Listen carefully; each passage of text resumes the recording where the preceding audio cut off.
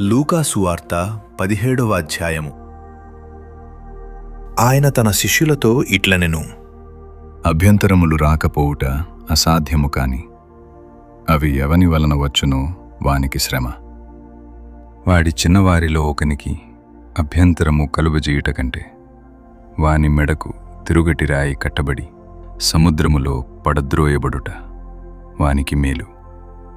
మీ విషయమై మీరే జాగ్రత్తగా ఉండుడి. నీ సహోదరుడు తప్పిదము చేసిన ఎడల అతని గద్దించుము.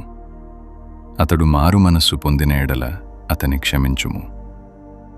అతడు ఒక దినమున 7 మారులు నీ ఎడల తప్పిదము చేసి 7 మారులు నీ వైపు తిరిగి మారు మనస్సు పొందితినని ఎడల అతని క్షమింపవలెను అనెను. అపోస్తలులు మా విశ్వాసము వృద్ధి పొందించుము అని ప్రభువుతో చెప్పగా, ప్రభూ, మీరు ఆవగింజంత విశ్వాసము గలవారైతే ఈ కంబలి చెట్టును చూచి నీవు వేళ్లతో కూడా పెల్లగింపబడి సముద్రములో నాటబడుమని చెప్పునప్పుడు అది మీకు లోబడును.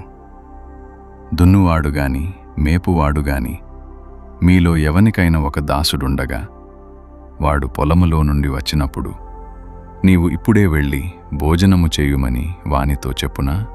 చెప్పడు. అంతేకాక నేను భోజనము చేయుటకు ఏమైనను సిద్ధపరిచి నడుము కట్టుకుని నేను అన్నపానములు పుచ్చుకుని వరకు నాకు పరిచారము చేయుము.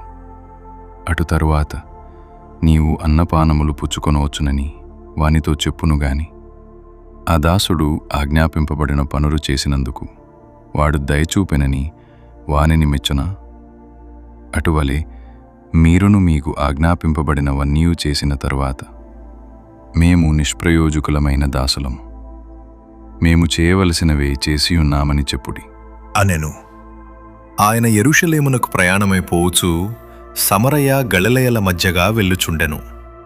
ఆయన యొక్క గ్రామములోనికి వెళ్ళుచుండగా 10 మంది కుష్ఠరోగులు ఆయనకు ఎదురుగా వచ్చి దూరమును నిలిచి, యేసు ప్రభువా, మమ్ము కరుణించుము అని కేకలు వేసిరి. ఆయన వారిని చూచి, మీరు వెళ్ళి మిమ్మును యాజకులకు కనుపరుచుకొనుడి అని వారితో చెప్పెను. వారు వెళ్ళుచుండగా శుద్ధులైరి. వారిలో ఒకడు తనకు స్వస్థత కలుగుట చూచి గొప్ప శబ్దముతో దేవుని మహిమపరచుచు తిరిగి వచ్చి ఆయనకు కృతజ్ఞతాస్తుతులు చెల్లించుచు ఆయన పాదముల యొద్ద సాగిలపడెను.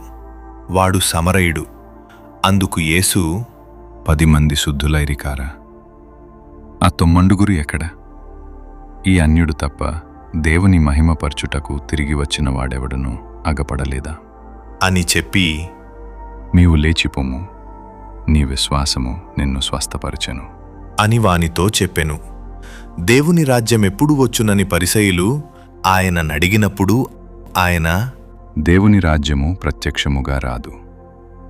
ఎందుకనగా ఇదిగో దేవుని రాజ్యము మీ మధ్యనే ఉన్నది గనుక ఇదిగో ఇక్కడనని అదిగో అక్కడనని చెప్ప వీలుపడదు అని వారికి ఉత్తరమిచ్చెను. మరియు ఆయన తన శిష్యులతో ఇట్లనెను, మనుష్యకుమారుని దినములలో ఒక దినము చూడవలెనని మీరు కోరు దినములు వచ్చును గాని మీరు ఆ దినమును చూడరు. వారు ఇదిగో ఇక్కడనని అదిగో అక్కడనని మీతో చెప్పిన ఎడల వెళ్ళకుడి, వెంబడింపకుడి. ఆకాశము క్రింద ఒక దిక్కు నుండి మెరుపు మెరిసి ఆకాశము క్రింద మరి ఒక దిక్కునకేలాగు ప్రకాశించునో అలాగున మనుష్యకుమారుడు తన దినమున ఉండును.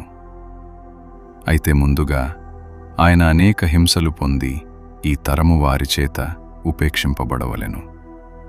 నోవహు దినములలో జరిగినట్టు మనుష్యకుమారుని దినములలోనూ జరుగును.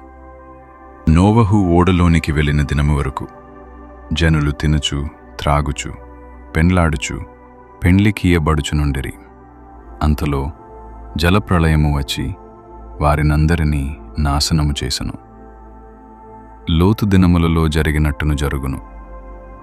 జనులు తినుచు త్రాగుచు కొనుచు అమ్ముచు నారు నాటుచు ఇండ్లు కట్టుచునుండిరి.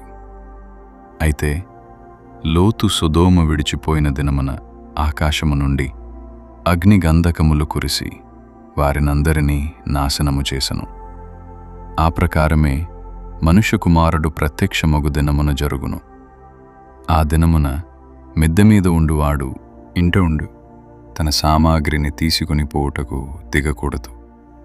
అలాగే పొలములో ఉండువాడును తిరిగి రాకూడదు. లోతు భార్యను జ్ఞాపకము చేసుకొనుడి. తన ప్రాణమును రక్షించుకొనగోరువాడు దానిని పోగొట్టుకొనును. దాని పోగొట్టుకునివాడు దానిని సజీవముగా కాపాడుకొనును. ఆ రాత్రి ఇద్దరొక్క మంచము మీద ఉందురు. వారిలో ఒకరు కొనిపోబడును, ఒకరు విడిచిపెట్టబడును. ఇద్దరు స్త్రీలు ఒక్క తిరుగలి వెసరుచుందురు. ఒకతే కొనిపోబడును, ఒకతే విడిచిపెట్టబడును అనెను. శిష్యులు ప్రభువా, ఇది ఎక్కడ జరుగును అని ఆయననడిగినందుకు ఆయన, పీనుగు ఎక్కడున్నదో అక్కడ గద్దలును పోగవును అని వారితో చెప్పెను.